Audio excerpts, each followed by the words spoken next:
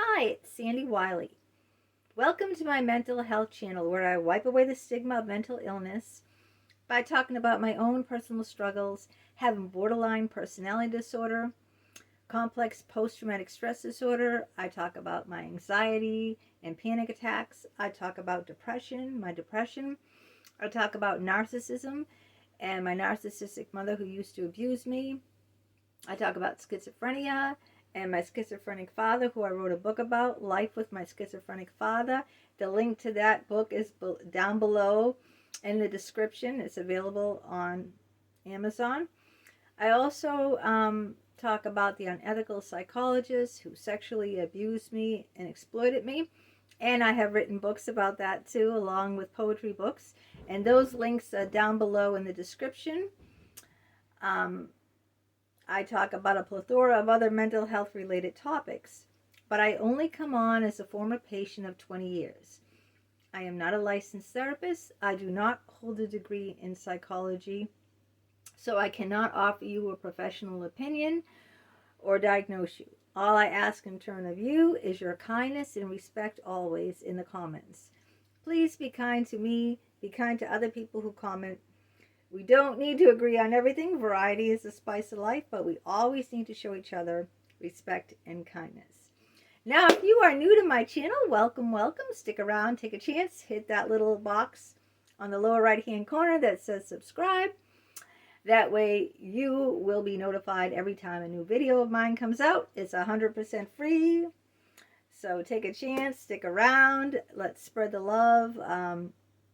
Please feel free to comment and share your struggles and share your problems with me. I love to hear from you, and I always respond to comments. And today we're going to talk about mother wounds. And if you've been watching my videos, you all know that I have severe, severe mother wounds. I had a narcissistic mother who was very abusive, and we're going to talk about a little bit about that. Now, how do you know if you're holding on to mother wounds? Well, did your mother invalidate your feelings? That's a number one thing that my mother always did.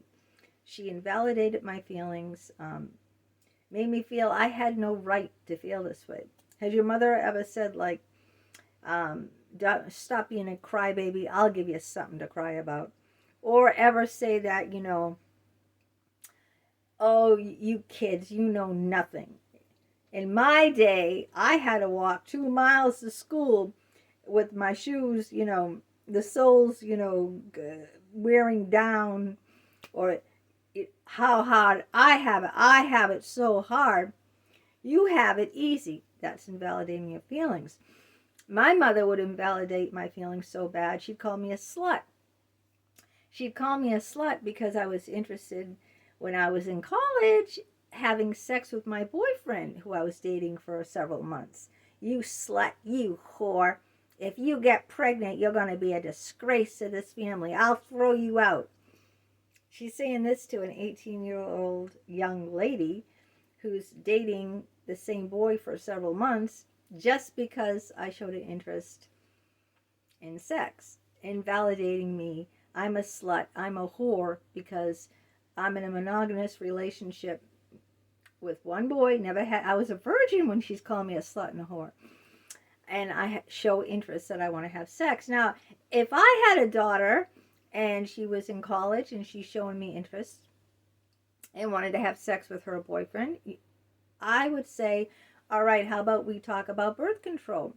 Let's go to the doctors and discuss the different options. Maybe you might want to go on the birth control pill. We'll discuss that. That's what I'd do. I would discuss, preventing pregnancy. I would not call her a slut or a whore because she's a normal young lady who's in a relationship for the first time in her life in college with a boy and shows interest. That's very normal behavior. But see, my mother always, always invalidated my feelings. Another thing is not honoring your child's growth. And this was my mother to a T. Trying to keep your child in infantile as a baby for your own selfish purposes. She wanted me to live she had a 2-family house. She wanted me to live in the upstairs apartment, not move out and be on my own. So she made that very accommodating because I didn't have to pay her for rent or very low rent when I was working. And if I walked off my job, I wouldn't have to pay any rent at all. She didn't want me to drive. Her and my father convinced me that I can't drive. She didn't want me, she wanted to keep me barefoot and pregnant and under her belt all the time. So she did not promote any independence on my part. So she didn't honor me growing into a young woman. She just wanted to keep me as a little Cupid doll. That's all she wanted, was a little play doll. A lot of people young people, teenagers, have babies because they think it's someone they can always love for their own selfish needs. But they don't understand that this is a live human being, a human that you're putting onto the earth that is helpless, that needs diaper changing, that needs to be fed round the clock, that cries and needs to be held and consoled, even if it's in the middle of the night.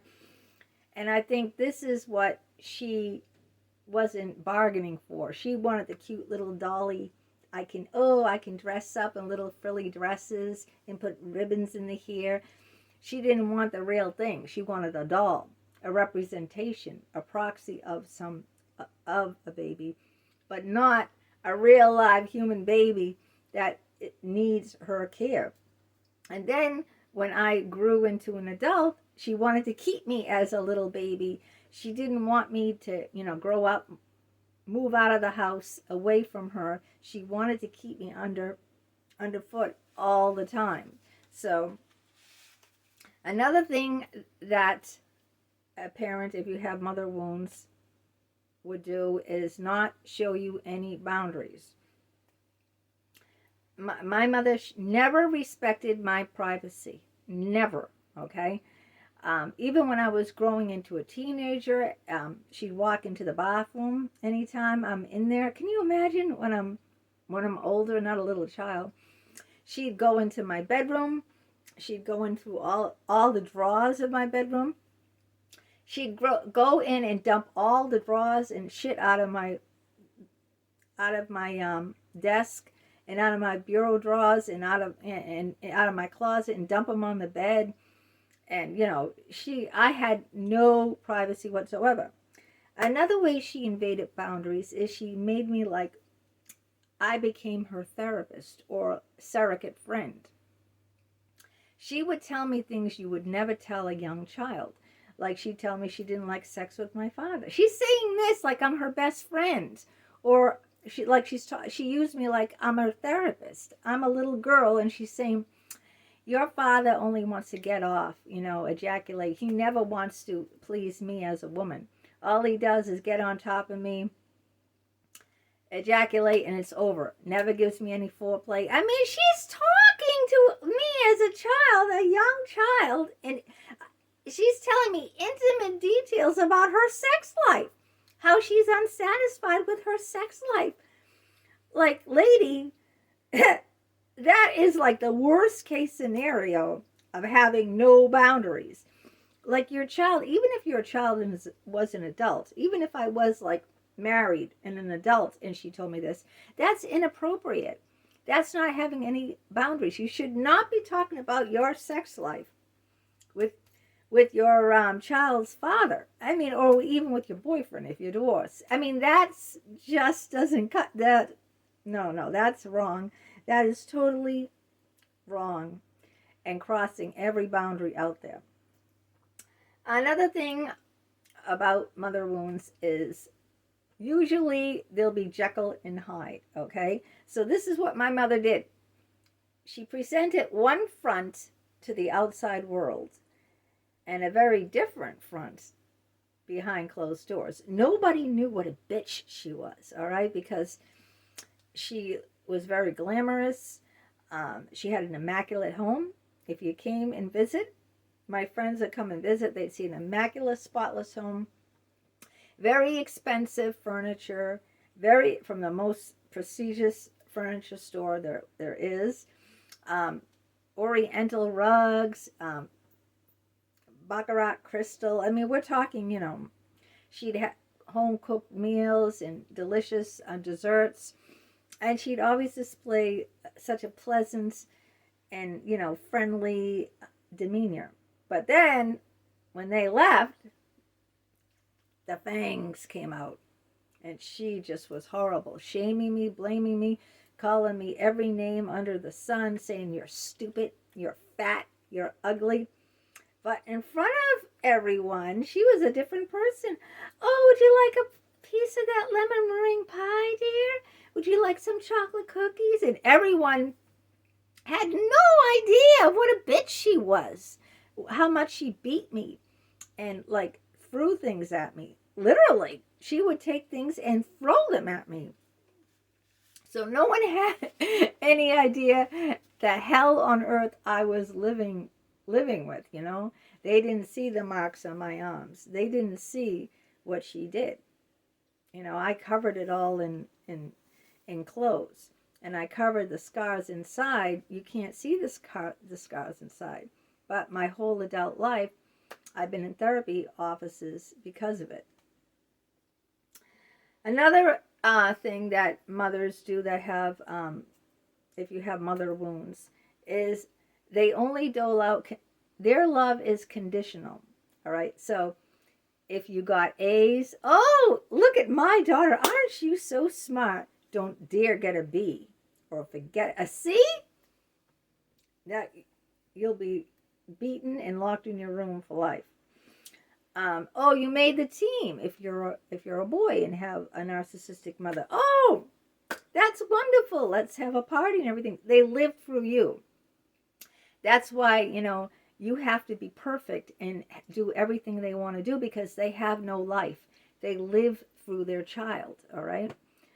And look, God help you if you're not living up to what they expect, because their whole world revolves around you, and because they have no core identity themselves. They have no core identity, so they live through your identity. So you better make sure that you got all A's, that whatever they want in life that they couldn't get themselves, they get it through you. It's kind of like you're getting a blood transfusion. They're sucking they're pulling draining all the blood out. When you get a blood transfusion, you get donor blood. Well, guess who's the donor? You're the donor, and they're putting all that inside them because they don't have anything. They have nothing. They're totally empty inside. So they're sucking it all out of you until you either go into therapy and understand what's happening. I didn't understand what was happening until after my mother died. I didn't comprehend half the shit until after, and I was 38 years old when I started understanding the severe abuse that she, and the severe mother wounds that I carry. And she'll scapegoat you. This is another thing. Blame you for everything. This is like classic, my mother. Classic. You are responsible for my bad marriage. If I didn't have you, I wouldn't have to be stuck in this bad marriage. I wouldn't have to stay with your, schizophrenic father who's in and out of mental institutes. I wouldn't have to do this. Look at the hardship, the financial hardship that you caused me. Now, let's face it, I didn't ask to be born. Did you ask to be born? Then how is it my responsibility that I caused any hardship on her? I didn't ask to be put on this earth. So blaming your child, putting all the onus on your child, how wrong is that? They didn't ask to be here. Oh, I can't do this. I can't do this. I can't get a degree now because I have to pay for your school. I can't go out and have fun because I'm stuck here because of you. I can't do this, and you prevent me from that. If I didn't have you, my life would, so you're feeling shamed and blamed for something that's not your responsibility. So these are just a few of the things that the mother wounds believe on you. They make you feel so helpless. Like you always had to walk on eggshells with your mother. You never knew what kind of mood she would be in. She'd love you one minute, you were her princess. The next minute she'd ignore you and treat you like garbage, like the trash, want to put you out with the trash. So it was so unpredictable. There was no consistency. It was very conditional upon your mother's mood, and you never knew what kind of mood, so you never knew what to expect.